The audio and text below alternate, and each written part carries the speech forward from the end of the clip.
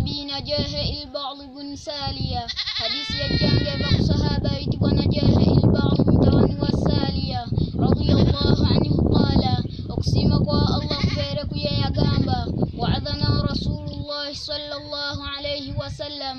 يقول ربك الله كساسري بينجران ميران بيرك يا موعظة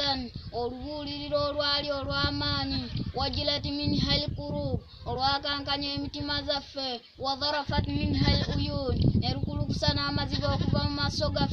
فقلنا يا رسول الله نرغام بانتي وايقون وكوا الله كأنها موعظة مودع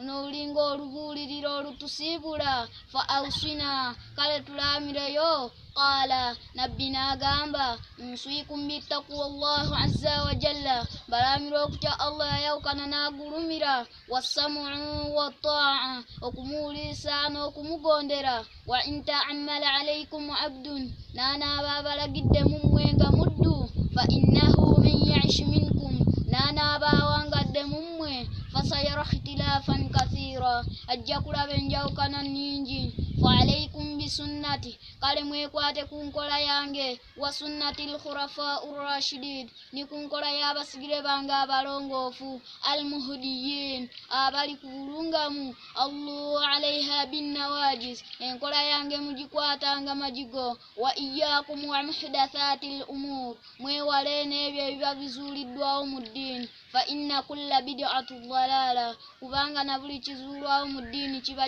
بوزي رواه أبو داود والترمذي وقال حديث حسن صحيح.